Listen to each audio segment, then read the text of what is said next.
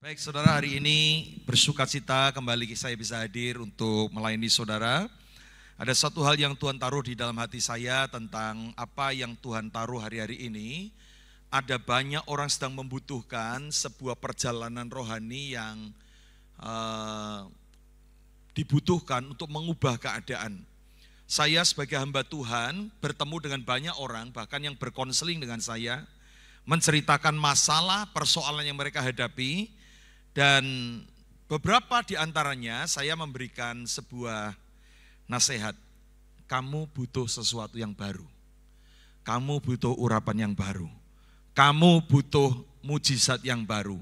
Kamu perlu apa yang disebut dengan hadiratnya, jamahannya yang baru. Sehingga inilah yang Tuhan taruh dalam hati saya untuk beberapa waktu ini, yaitu a new beginning atau sebuah awal yang baru. Yuk ucapkan sama-sama, 2, 3, sebuah awal yang baru. Saudara, ada banyak orang hari-hari ini ingin menghapus kehidupan masa lalunya. Seperti orang yang melewati malam yang gelap dan ingin segera pagi. Ada banyak orang ingin segera melihat langit yang terang. Ada orang yang menghadapi situasi keluarganya yang seolah-olah gelap, dan mengharapkan kapan ya Tuhan keadaanku menjadi terang kembali. Ada orang sedang menghadapi masalah keuangan yang terasa gelap dan gak tahu bagaimana cara mengatasinya. Tetapi dan saat itulah orang berkata, kapan ya aku melihat harapan itu. Ada orang sedang mengalami masalah keluarga yang begitu rumit. Ketika saya melayani, saya setuju dengan orang ini yang berkata, ya rasanya sulit untuk kalian bisa kembali. Bagaimana dengan keadaan seperti ini? Tetapi orang-orang seperti tetap mengharapkan, apakah ada sesuatu awal yang baru, Pak? Banyak orang ingin menghapus masa lalunya, bahkan keadaan saat ini untuk memulai sesuatu yang baru. Pertanyaannya, kalau sudah terlanjur gimana? Ada orang yang sudah terlanjur sakit, kanker stadium 4. Apakah saya bisa memulai suatu kesehatan yang baru? Rasanya dunia berkata nggak mungkin. Ada keluarga yang mau sudah cerai. Apakah mungkin kami bisa mengalami sesuatu yang baru? Rasanya nggak mungkin. Ada seorang yang mengalami masalah di dalam perusahaannya. Dia berkata, Pak, rasanya nggak mungkin bisa memulai sesuatu yang baru. Karena modal udah habis, bahkan menyisakan masih banyak kekurangan dan hutang yang masih menumpuk. Rasanya nggak mungkin. Dan memang dunia selalu berkata nggak mungkin. Coba kita lihat percakapan Yesus dengan seorang pemimpin agama Yahudi namanya Nikodemus. Yuk kita lihat ya, walaupun ini kisah yang lain tetapi saya ingin menyoroti tentang suatu konsep orang ketika Yesus berbicara sesuatu yang baru, orang kadang nggak bisa menerima itu. Coba kita lihat di dalam Yohanes pasal yang ketiga ayat 1 sampai ayat yang ke-4 dikatakan demikian. Adalah seorang Farisi yang bernama Nikodemus, seorang pemimpin agama Yahudi. Ia datang pada waktu malam kepada Yesus. Kenapa dia datang pada waktu malam? Dia nggak mau diketahui banyak orang. Dia nggak mau reputasinya rusak. Maka dia menyelinap malam-malam datang kepada Yesus. Ia datang pada waktu malam kepada Yesus dan berkata, Rabi, kami tahu bahwa engkau datang sebagai guru yang diutus Allah. Sebab tidak ada seorang pun yang dapat mengadakan tanda-tanda yang kau adakan itu jika Allah tidak menyertainya. Yesus menjawab katanya, aku berkata kepadamu, sesungguhnya jika seorang tidak dilahirkan kembali, ia tidak dapat melihat kerajaan Allah. Ayat yang ke-4 yuk kita baca sama-sama, 2, 3. Kata Nikodemus kepadanya, bagaimanakah mungkin seorang dilahirkan kalau ia sudah tua? Dapatkah ia masuk kembali ke dalam rahim ibunya dan dilahirkan kembali? Yesus sedang berbicara tentang lahir baru. Born again, bertobat, tinggalkan hidupmu yang lama, dan mari masuk dalam hidup yang baru. Buang masa lalumu, seperti Paulus berkata, aku meninggalkan apa yang di belakangku, dan berlari-lari ke depan, ke arah yang Tuhan tunjukkan. Tuhan Yesus yang berkata, bertobatlah dari hidupmu yang lama, yang mengandalkan pikiranmu, keadaanmu, pengalamanmu, dan mari lahir baru. Tetapi apa kata Nikodemus? Ini pemimpin agama Yahudi ya. Ini bukan orang bodoh ya. Jadi jangan ngomong Nikodemus orang bodoh, tidak. Ini orang pinter, saudara. Dan dia berkata, bagaimana mungkin Yesus, kalau aku udah tua, Apakah aku masuk ke dalam rahim ibuku dan kemudian dilahirkan kembali brojol gitu ya. Kalau saya jadi Yesus saya tanya, lah kalau pikirmu kalau kamu masuk lagi dilahirkan kembali kamu lahir sebagai bayi atau tetap tua kayak gitu ya. Ini yang orang Jakarta ngomong Jaka sembung, nggak nyambung gitu ya. Yesus ngomong apa, dia mikirnya apa. Yesus ngomong ini, dijawabnya itu. Yesus ngomong lahir baru secara rohani, dia berkata gimana mungkin aku bisa masuk ke dalam rahim ibuku. Saudara, ini yang saya sebut dengan orang bagi dunia, rasanya nggak mungkin orang mengalami sebuah awal yang baru. Saudara, hari-hari ini saya sedang dibawa Tuhan dalam hal seperti ini yang memberikan harapan bagi jemaat. Dimanapun saudara ya, untuk berbicara tentang awal yang baru. Hari Minggu besok, kami ulang tahun gereja yang ke-24 di Kota Magelang. Ya. Dan yang melayani Bapak Pendeta Nathanael S. Prayogo, beliau akan hadir di Kota Magelang dan melayani kita, saudara.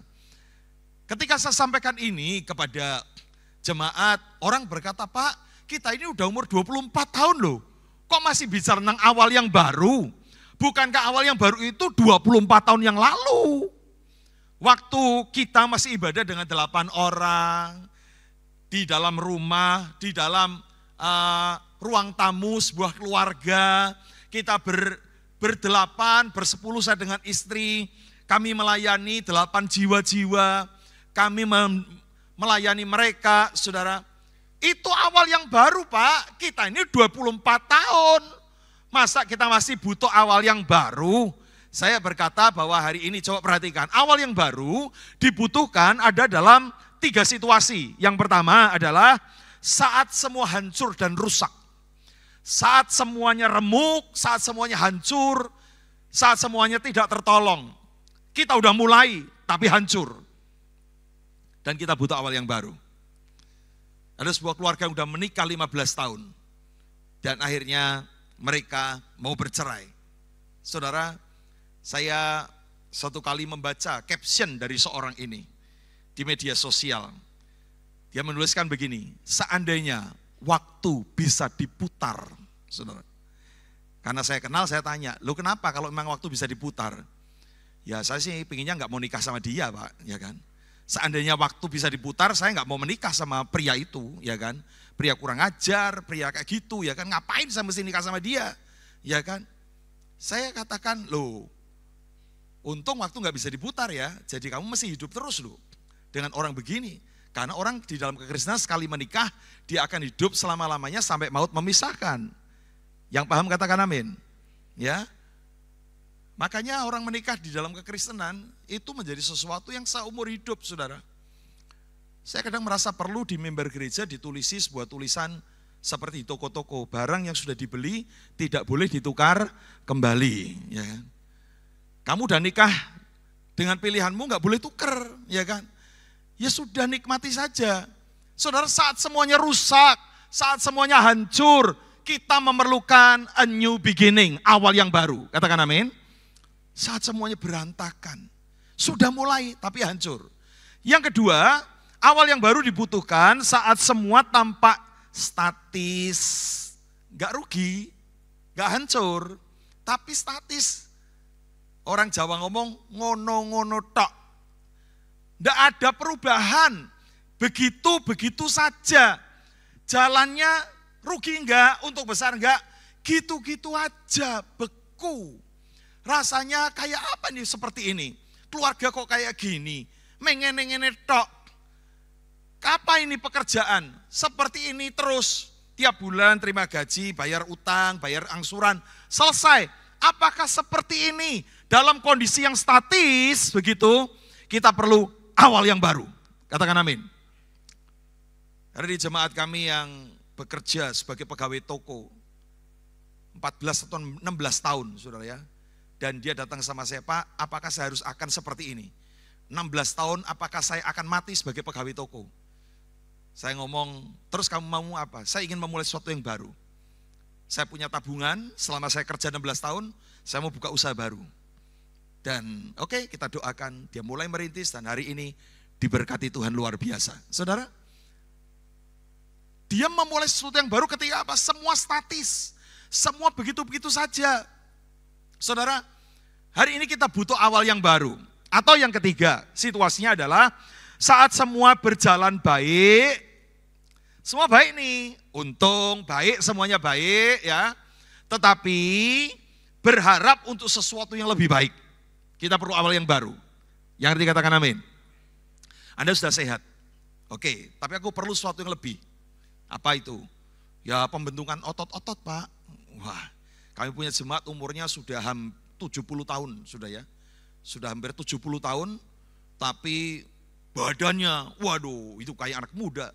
Masih bisa naik gunung Everest saudara ya. Waduh masih naik ke gunung di Nepal sana. Wah saya ngomong opa sadar diri gitu ya. Waduh tiap hari naik gunung, naik motor ke Bali. Waduh saudara.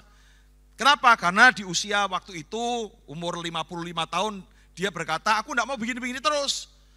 Istilahnya dia aku tuh enggak mau sana sini nuntun gitu ya, gitu ya. Jadi saya nggak mau nanti masa tua saya sana sini dituntun orang.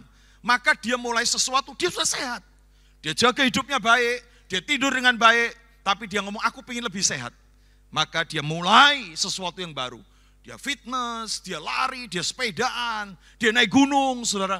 Kenapa? Ketika semuanya baik, tetapi dia ingin sesuatu yang lebih baik.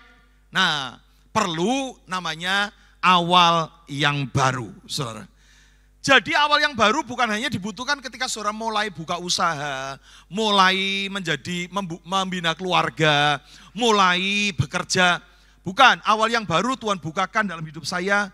24 tahun gereja kami ada di Kota Magelang, kami pun perlu namanya awal yang baru. Kenapa? Kami melihat pertumbuhan jiwa-jiwa, oke sekarang ada 3 kali kebaktian kami, saudara ya. Hari Minggu ada 3 kali kebaktian. Oke, secara jiwa-jiwa bertumbuh. Secara rohani pelayan Tuhan di tempat kita makin banyak. Tetapi apakah cukup puas dengan begitu? Tidak, kita perlu sesuatu yang lebih baik. Maka perlu awal yang baru.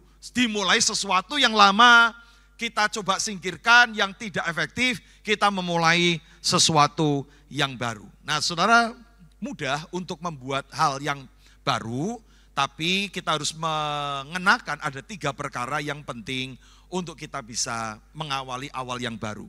Apa itu? Yang pertama adalah buatlah keputusan yang kuat untuk mengubah hidupmu. Ucapkan sama-sama, 2, 3, buatlah keputusan yang kuat untuk mengubah hidupmu. Saudara, di dalam Alkitab ada kisah yang sangat terkenal, a prodigal son, anak yang terhilang. Ada bapaknya belum mati, anaknya datang dan minta warisan. Bapaknya kasih, dan anak itu menghabis-habiskan, berfoya-foya dengan uang warisan yang dikasih bapaknya.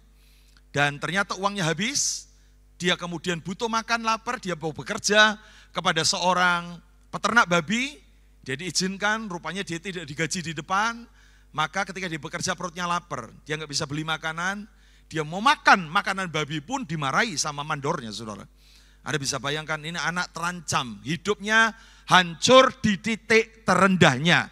Hidup dalam kehancuran, dalam kondisi yang remuk, redam, tidak bisa tertolong. Saat itulah dia butuh namanya awal yang baru, a new beginning. Coba kita lihat di dalam Lukas pasal yang ke-15 ayat 17 sampai 19. Lalu ia, baca sama-sama, menyadari keadaannya. Saudara, yang penting itu kita ini sadar bahwa kita ini butuh awal yang baru. Ada orang berkata ya enggak usahlah, bang begini-begini aja udah bagus kok. Kini udah jalan, usaha gini jalan aja udah bagus kok. Enggak perlu awal yang baru. Ya, kadang orang Kristen bersembunyi di balik kata syukur karena enggak mau kerja mati-matian. Terus ini aja disyukurilah.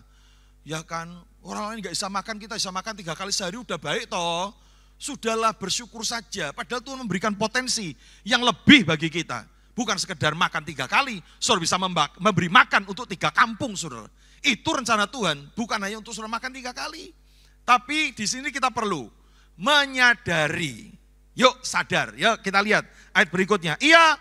Lalu ia menyadari keadaannya ketika dia nggak bisa makan, ketika dia terancam mati karena nggak bisa makan, maka ia menyadari keadaannya. Katanya, betapa banyaknya orang upahan Bapakku yang berlimpah-limpah makanannya. Tetapi aku di sini mati kelaparan. Ayat yang ke-18, yuk baca sama-sama. 2, 3. Aku akan bangkit dan pergi kepada bapakku dan berkata kepadanya, Bapa, aku telah berdosa terhadap sorga dan terhadap Bapa. Aku tidak layak lagi disebut anak Bapa, jadikanlah aku sebagai salah seorang upahan Bapa. Perhatikan ayat 18 dibuka dengan kalimat, aku akan bangkit dan pergi. Orang ini sudah pergi belum? Belum, dia masih ada di dalam kandang babi. Dalam kondisi yang hancur, dia berkata, aku udah boleh gini terus. Kalau aku gini terus, habis hidupku. Aku akan pergi kepada Bapa. Ini keputusan, katakan keputusan. Saudara, untuk mulai sesuatu yang baru dibutuhkan, kita menyadari keadaan kita. Dan hari ini kita memutuskan. Maukah engkau suami istri pulang buat rekonsiliasi? Pak, Ma, yuk kita menyadari keluarga kita enggak baik-baik saja. Jangan tutupi dengan senyum di luar, ketemu teman di gereja, Shalom, apa kabar? Ketemu teman konsel, Shalom, padahal di rumah berantakan hubungannya. Kaku, saling menyalahkan, suka bertengkar. Saudara, mulai ngomong, keadaan keluarga kita enggak baik-baik saja. Yuk kita putuskan, kita berubah.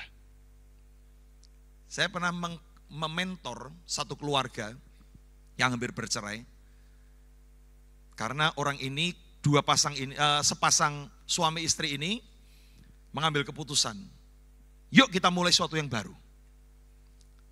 Dan dia berkata, Pak Tony, bolehkah kami konseling? Ketika saya mengkonseling, saya melihat orang ini, keluarga ini sungguh-sungguh ingin hidupnya berubah.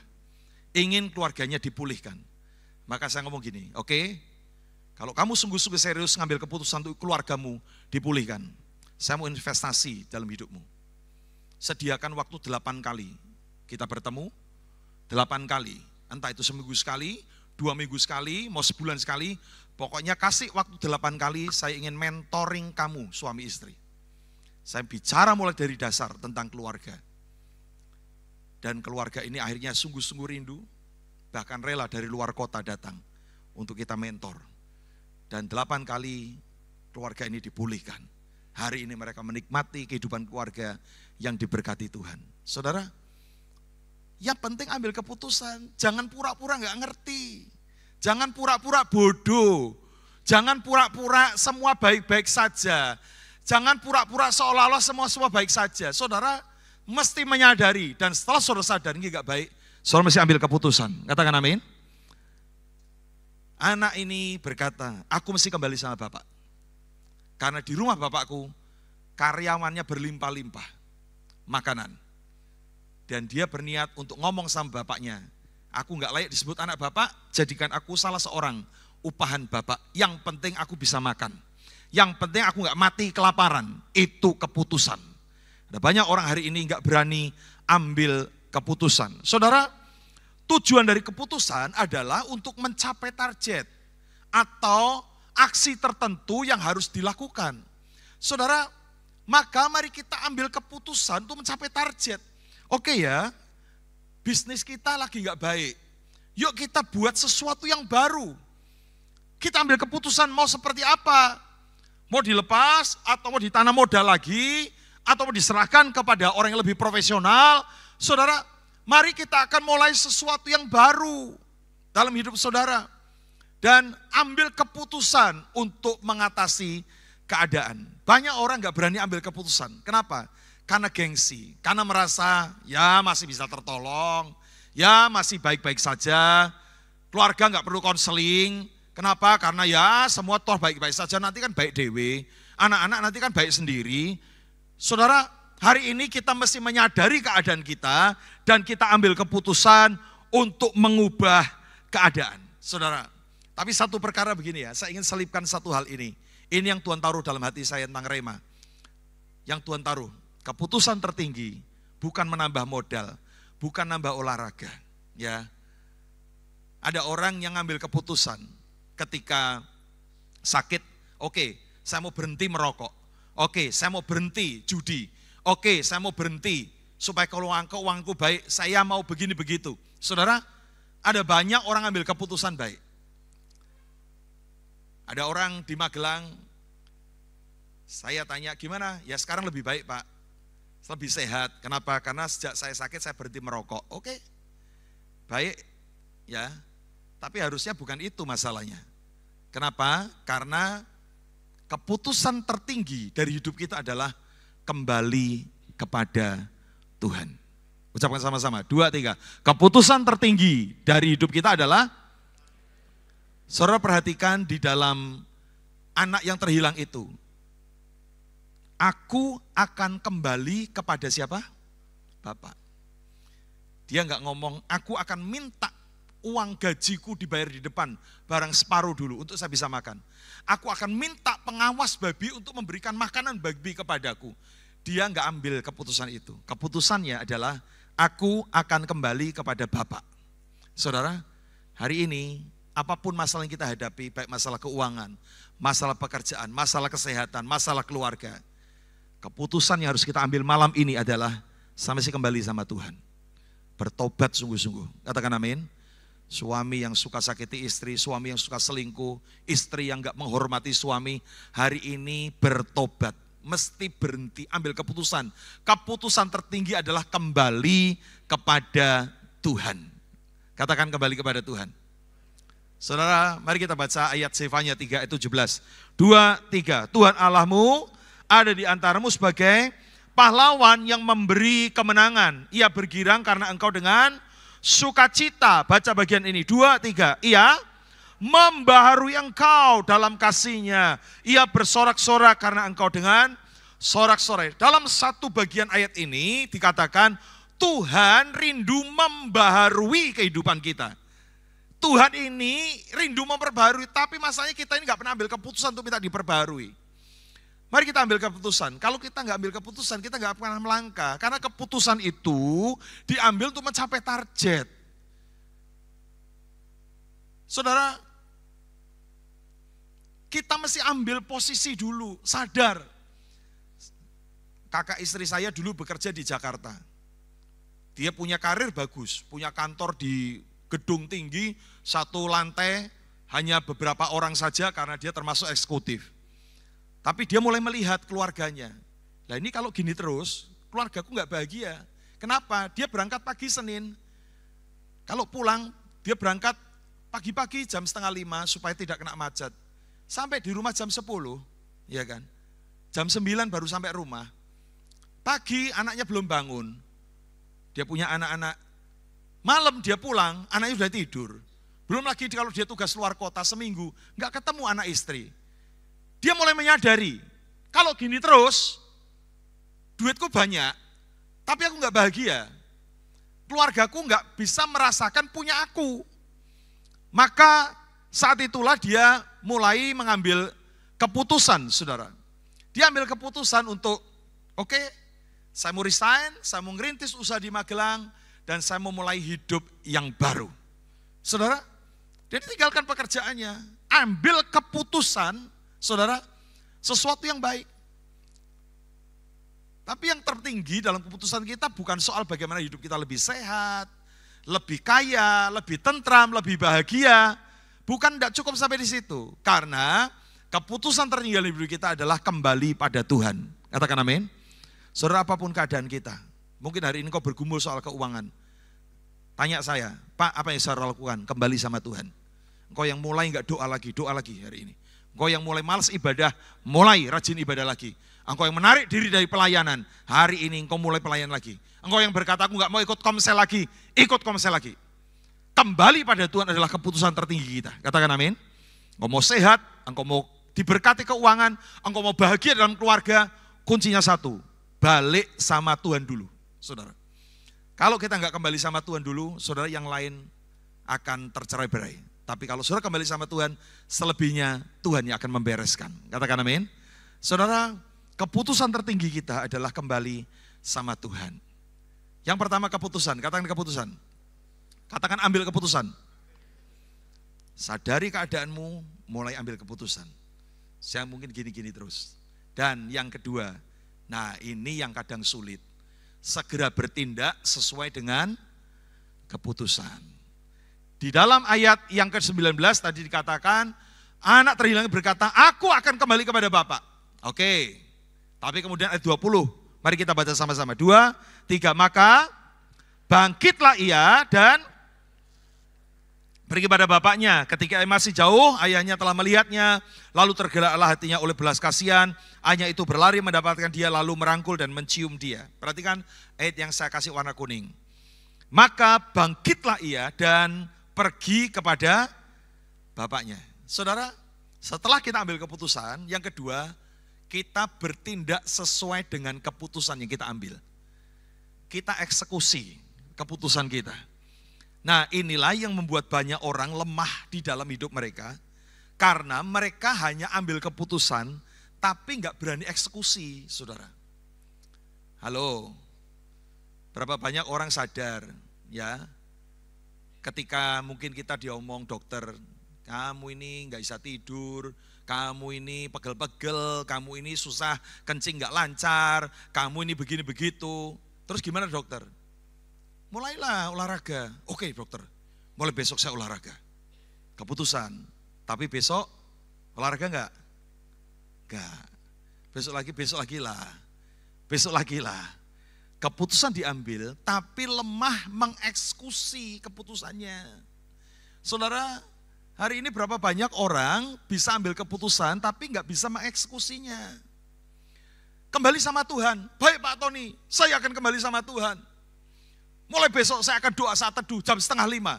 Saya akan mulai menyembah Tuhan. Besok bangun 4:30? Enggak, ya kan? Besok lagi lah. Besok lagi lah. Molor lagi, enggak lagi sembahyang. Kisah klasik, orang sakit, saya ini gembala. Berdoakan, Pak doakan ya Pak Tony, kalau saya sembuh saya akan melayani Tuhan. Keputusan. Setelah sembuh, melayani enggak? Gombal. Ya. Saya ngomong model kayak gitu itu ya, ambil keputusan tapi enggak bisa mengeksekusinya. Ini lemah sehingga kita nggak bisa kemana-mana, berkat Tuhan nggak akan melimpah.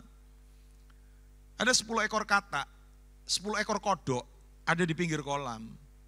4 kodok mengambil keputusan untuk nyemplung karena hawanya panas. 4 kodok mengambil keputusan untuk nyemplung. Pertanyaan saya, berapa kodok yang ada di pinggir kolam sekarang? Halo, mau pakai kalkulator? Halo, ada 10 kodok di pinggir kolam. 4 kodok merasa panas dan mengambil keputusan untuk nyemplung supaya enggak panas. Ada berapa kodok yang ada di pinggir kolam sekarang? 6. Masih 10. Karena hanya ngambil keputusan, enggak nyemplung-nyemplung. Panas nih, nyemplung yuk. Ayo, kamu dulu lah. Ayo, nantilah, nanti basah, susah. Harus keramas lagi. Harus pakai anduk lagi, nanti basah lagi. Ngobrol-ngobrol gak nyemplung-nyemplung. Sudah ngambil keputusan mau nyemplung, tapi gak nyemplung, saudara. Banyak orang suka ngambil keputusan, bisa ngambil keputusan, tapi gak bertindak, lemah eksekusinya. Halo. Ketika aku mengalami masalah yang berat, ada orang cerita sama saya, ini bukan saya menyarankan ya, orang cerita sama saya, Pak saya mengalami masalah keuangan yang berat. Dan saya ngomong oke, terus apa yang kamu hari ini putuskan? Saya Pak mendengar khotbah dari seorang hamba Tuhan. Supaya keuangan saya dipulihkan, saya harus mulai memberikan persepuluhan. Bagus. Kapan kamu dengar khotbah itu? 3 bulan yang lalu. Berarti sudah berapa kali kamu kasih perpuluhan? Belum Pak. Ada banyak orang pintar ngambil keputusan, tapi eksekusinya lemah. Hari ini kita mau kembali sama Tuhan. Eksekusi kita mesti jelas, katakan amin. Karena iman tanpa perbuatan adalah mati. Yuk kita baca sama-sama ayat yang terkenal ini. 2, 3. Sebab seperti tubuh tanpa roh adalah mati, demikian jugalah iman tanpa perbuatan adalah, katakan iman tanpa perbuatan. Jadi perbuatannya enggak satu ya. Iman itu harus disertai dengan perbuatan. Berarti bukannya satu perbuatan. Ketika kamu ambil keputusan, beriman, Tuhan aku mau kembali. Saya mesti ambil langkah, saya harus mulai doa, Saya harus mulai memberikan persembahan, saya sudah mulai harus memperhatikan orang-orang di sekitar saya harus mulai terlibat dalam pekerjaan Tuhan, saya harus mulai bertindak di dalam ikut komsel kembali, saya harus mulai punya waktu saat teduh. Saudara harus memulai dengan tindakan-tindakan. Sebab iman tanpa perbuatan. Ada 2 kali kata perbuatan, berarti bukannya 1 kali. Jadi iman harus disertai dengan perbuatan. Harus banyak perbuatan, katakan amin. Lakukan sebanyak-banyaknya. Ketika engkau ambil keputusan, Tuhan aku akan kembali pada engkau. Mulai besok, aku akan saat teduh. Yang biasanya saya doa 3 kali sehari. Makan pagi, makan siang, makan malam. Mulai besok saya tambah 5 kali, ada saat teduh. Malam saya akan mulai mengucap syukur, Tuhan terima kasih. Sepanjang hari ini penyertaan-Mu sempurna. Tuhan mulai besok aku akan baca Alkitab minimal 1 hari 1 pasal. Tuhan mulai besok aku akan mulai melayani Tuhan. Yang pernah aku tinggalkan selama ini, saya akan mulai melayani. Tuhan mulai besok aku akan rajin mengunjungi jemaat-jemaat yang membutuhkan doa. Saya akan mendoakan mereka. Saudara, ambil ke perbuatan. Saudara jangan hanya ada sampai pada keputusan, tapi disertai perbuatan. Sebab iman tanpa perbuatan adalah mati. Saudara, buat apa Anda ambil keputusan tapi gak pernah dilakukan? Suami istri sedang mengalami masalah, sadar ini tidak baik nih, diterus-teruskan cerai kita. Sadar, yuk ambil keputusan, yuk kita kembali. Ya, bagus. Terus tindakannya apa? Konseling sama hamba Tuhan, minta didoakan. Saya ada program namanya konseling pasca nikah, ya kan? Bukan hanya pranikah, setelah nikah itu masalahnya banyak, saudara, ya kan? Mulai, ayo ikut kelas-kelas, ikut. Mulai kita bikin acara, sebulan sekali kita pergi dengan anak-anak. Nggak kerja terus, mulai refreshing. Pergi, menikmati berkat-berkat Tuhan. Mulai kita bisa tinggalkan anak-anak, pergi berdua suami istri. Menikmati makan malam bersama. Ayo ambil perbuatan. Ketika mau ambil keputusan, keluargamu harus pulih. Ambil perbuatan, jangan hanya diam. Jangan hanya pinter mengambil keputusan, tapi malas dan lemah mengeksekusinya. Hari ini kita mesti belajar untuk mengeksekusi. Sebab iman tanpa perbuatan adalah mati, saudara. Maka ini yang terjadi. Nah, bagian terakhirnya adalah begini, saudara. Alami pembaharuan dalam pikiran kita. Saudara, ketika kita mulai mengambil keputusan, siap bertindak mengeksekusi. Berapa banyak iblis seringkali membisikkan di dalam pikiran dan telinga kita. Percuma, sudah terlanjur cerai. Saudara, saya melayani sebuah keluarga yang sudah benar-benar bercerai ya. Masing-masing sudah pegang surat cerai. Resmi cerai di pengadilan. Dan dalam pelayanan, saya melihat mereka dipulihkan Tuhan. Makanya orang cerai itu jangan buru-buru nikah. Saya selalu berkata, kenapa mau cerai? Mesti mau nikah lagi nih. Kelihatan dari mukamu, saya katakan. Oh enggak pak, enggak, tapi nanti cerai, setelah cerai nikah lagi, saudara ya. Izinkan waktu untuk membereskan. Orang udah cerai, masing-masing pegang surat nikah. Hamba Tuhan memberi nasihat, tetap gak didengar. Tetap mereka maju ke pengadilan. Hamba Tuhan bisa apa, saudara? Ketika mereka ngurus perceraian, ya sudah hanya didoakan, aduh, sudah dinasehati, dikotbahi, tetap aja nekat cerai. Mereka akhirnya bercerai, pegang surat cerai. Tapi ketika mereka dilayani satu kali, butuh waktu beberapa tahun. Mirip sinetron, kayak sinetron. Mereka bisa jatuh cinta lagi loh, saudara. Dan mereka nikah lagi. Wow, menikah dengan orang yang sama. Hebat ya. Saya berkata enggak mustahil. Tapi iblis membisikkan, enggak bisa diperbaiki orang kayak gitu. Suamimu itu laki-laki gitu enggak bisa dibenerin. Ya, watuk yang tombone, nek watak dibawa mati. telinga. Coba kita baca Roma pasal 12 ayat yang kedua. Baca sama-sama, 2, 3. Janganlah kamu menjadi serupa dengan dunia ini, sehingga kamu dapat membedakan manakah kehendak Allah, apa yang baik, yang berkenan kepada Allah, dan yang sempurna. Saudara, alami pembaruan pikiran kita. Anak terhilang ini berpikir, kalau aku di sini aku mati, dia mulai membayangkan, aku akan kembali kepada Bapa. Mungkin orang berkata, kamu gak akan sanggup. Mungkin teman-temannya ngomong, bapakmu mesti sakit hati sama kamu. Orang belum mati sudah dimintai warisan. Mungkin kamu datang diludahi, mungkin kamu ditendang. Mungkin dibisikkan kata-kata yang seperti itu. Tetapi dengar baik-baik, anak ini memperbarui pikirannya. Aku gak diakui anak bapak, enggak apa-apa.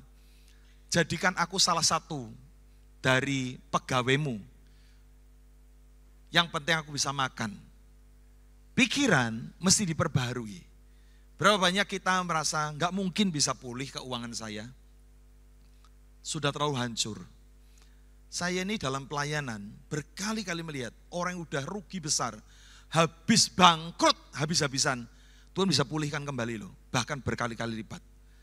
Saya sebagai hamba Tuhan melihat baik di jemaat saya maupun di luar, saya selalu mendengar kesaksian orang yang sudah hancur secara keuangan, Tuhan bisa pulihkan. Ada orang pernah menemani saya makan waktu saya pelayanan di luar kota, dengan mobil yang bagus. Saya ngomong, keren ya, mobilnya bagus ya. Dia ngomong, Pak, puji Tuhan. Pak, 3 tahun yang lalu Pak, kami habis-habisan Pak. Remuk, habis. Tapi Tuhan pulihkan Pak 3 tahun ini. Sehingga kami bisa kembali seperti ini. Bahkan Tuhan tambah-tambahkan. Saudara, buang pikiran kita. Yang jelek, yang ngomong gak bisa pulih. Keuangan mudah hancur, pekerjaan mudah remuk, nama baik mudah rusak. Tuhan itu pemulih kehidupan kita. Katakan pemulih. Dia sepulihkan semua keadaan kita. Jangan berkata, Pak, penyakitku kanker stadium 4 gak bisa sembuh. Soalnya ini saya ada istri saya. Saya saksikan ada 3 orang yang saya lihat secara langsung. Yang pertama Ibu Ishak Sugianto, Ibu Gembala senior saya, kanker stadium 4. Ada jemaat kami, pelayan Tuhan, PDP yang main piano di tempat kami. Dia suka khotbah juga, kena kanker beberapa waktu yang lalu. Kemarin ada jemaat orang tua, kena kanker saudara. Dan sembuh hari ini, total sembuh. Saya mau katakan, ini bukan cerita dongeng, ini istri saya ada saudara. Dan dia bersaksi, Bu saya sembuh. Dokter pakai sembuh ini loh semua, tunjukkan sembuh hasil labnya. Bukan perasaan. Bukan iman dengan perasaan saja, ini loh hasil labnya sembuh, gak ada kansernya. Saudara. Sehingga ketika kamu mungkin mengalami sakit penyakit, orang berkata gak mungkin kamu sembuh. Itu suara-suara yang pasti bukan dari Tuhan. Katakan amin. Karena Tuhan kita pemulih. Katakan pemulih. Penyakit apapun bisa disembuhkan. Keuangan yang hancur bisa dipulihkan kembali, saudara. Maka hari ini saya katakan, jangan sampai kita ini menjadi orang-orang yang gak bisa mengalami berkat Tuhan. Kenapa? Karena pikiran kita. Satu kali Musa mengirimkan 12 pengintai untuk mengintai tanah perjanjian. Dan ketika mereka pulang, ada 2 laporan. 10 pengintai ngomong begini, ini ada. 10 pengintai berkata demikian, dalam Bilangan pasal 13 ayat 33. Juga kami lihat di sana orang-orang raksasa, orang enak yang berasal dari orang-orang raksasa. Dan kami lihat diri kami seperti belalang, dan demikian juga mereka terhadap kami. Coba kita lihat ya, ini bahasa lebay, nanti ya. Apa yang kamu lihat? Di sana orang raksasa. Oke, memang raksasa, orang enak. Tapi coba lihat berikutnya. Kami di hadapan mereka seperti apa? Belalang. Ya raksasa-raksasa sih bukan gambaran raksasa yang kita lihat di film-film mitos-mitos Yunani ya. Mitologi Yunani bukan saudara. Saya lihat Goliat itu tingginya kan ya sekitar 3 meteran saudara ya. Kan bukan tinggi yang sampai seatap begini ya. Raksasa buto hijau itu kan ya enggak saudara ya. Orang gambarnya besar-besar kayak Goliat itu kalau kita lihat kan tingginya sekian hasta. Saya ngitung ya paling sekitar 3 meteran kok saudara. Jadi tidak tinggi-tinggi amat yang seperti kayak kayak apa ya, pohon besar begitu, bukan saudara. Mereka menyebutnya raksasa. Di tempat yang kami intai mereka raksasa. Tapi yang paling parah adalah ketika mereka menilai diri mereka. Kami ini seperti belalang. Sudah sana raksasa, sini manusia biasa saja sudah terlalu kecil. Tapi sudah sana raksasa, sini belalang saudara. Jangan suka ya mengecilkan kuasa Tuhan dalam hidup kita. Katakan amin. Mulut kita ini pertanda imanmu. Karena apa yang meluap dari mulut keluar dari hati. Mulutmu ngomong begitu berarti imanmu lemah. Gak mungkin sembuh. Ya sembuh dia bisa berobat, punya duit banyak. Bisa beli obat harga jutaan. Lah saya orang miskin. Saudara, jangan rendahkan dirimu. Halo, kita ini mulia di hadapan Tuhan. Amin. Kita disertai Tuhan. Saya pernah doa harus melek karena antara mau bingung dan mau ketawa gitu ya. Karena waktu selesai kita pelayanan,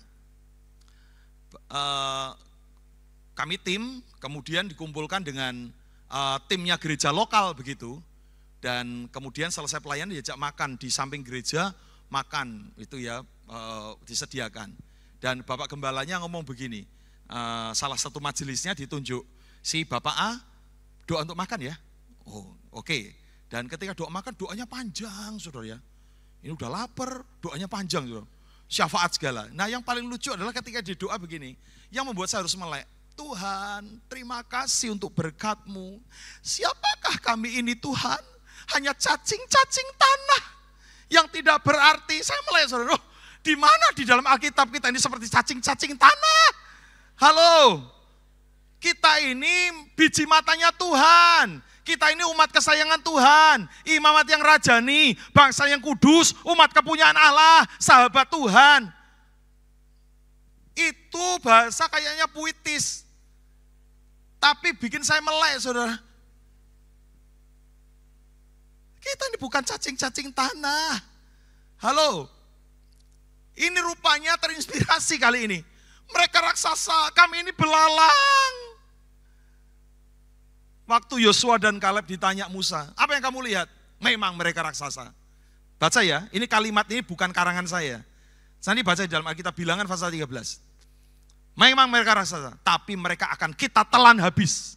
Bahasa telan habis itu bukan bahasanya saya, bahasa Alkitab. Mereka akan kita telan habis. Halo, raksasa, gede, tapi tak telan. Yang ditelan itu apa toh? Lumpia, ya. Yang ditelan itu apa toh? Tahu petis. Itu yang ditelan. Kamu memang raksasa, tapi tak telan kamu. Saudara, itu menunjukkan ada iman yang besar di dalam Yosua dan Kaleb. Katakan amin. Maka alami perubahan pikiran kita. Ketika engkau divonis dokter, maaf bu, dari hasil pemeriksaan, ada kanker stadium 3 di usus besar ibu. Saudara jangan nyalah-nyalahkan dokter ya. Dokter salah. Tuhan pasti sembuhkan saya. Itu dokter salah. Bukan. Dokter itu adalah orang pintar yang dipakai Tuhan untuk menemukan penyakit kita. Katakan amin. Tapi Tuhan kita adalah dokter yang bisa menyembuhkan penyakit kita. Katakan amin. Dokter akan menunjukkan fakta. Ya, jangan ditolak fakta itu. Jangan ngomong, enggak, ini salah. Dalam nama Yesus Kristus. Salah ini. Bukan, itu fakta. Ya kan? Dokter akan membantu kita untuk menemukan fakta yang ada dalam diri kita. Ada kanker. Jantungmu tertutup 70%. Ada penyakit, asam lambung. Itu fakta, jangan ditolak. Tapi saudara datang sama Tuhan, baik dokter terima kasih untuk laporannya, untuk hasilnya. Saudara datang kembali sama Tuhan. Tuhan, dokter ngomong begini, ini penyakitku.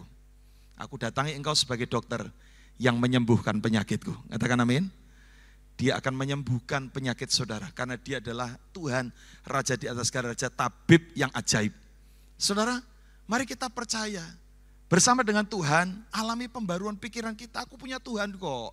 Aku punya Tuhan yang hebat. Dia Allah yang mau mengerti, dia Allah yang paham tentang keadaanku. Saudara, saya ingin membaca, mari kita baca quotes ini. Mungkin pemain musik bisa bantu, ambil nada G. Mari baca quotes ini sama-sama, biarkan ini menjadi sesuatu yang kuat untuk kita. Baca sama-sama dengan suara keras. 2, 3. Pikiran yang dipenuhi ketakutan akan melemahkanmu. Namun, pikiran yang penuh iman akan menguatkanmu. Katakan amin. Boleh sekali lagi baca dengan suara keras. 2, 3. Pikiran yang dipenuhi ketakutan akan melemahkanmu. Namun, pikiran yang penuh iman akan menguatkanmu. Hari ini, ambil keputusan, eksekusi keputusanmu, dan iblis gak suka ketika engkau ambil keputusan ini. Dan dia mulai bisikkan, gak akan sanggup. Modalmu udah habis, gak ada mungkin bisa. Hasil cek labnya buruk sekali. Kamu gak mungkin sembuh. Kita berkata, di dalam nama Yesus Kristus, Dia adalah Allah yang mau untuk memulihkan keadaan kita.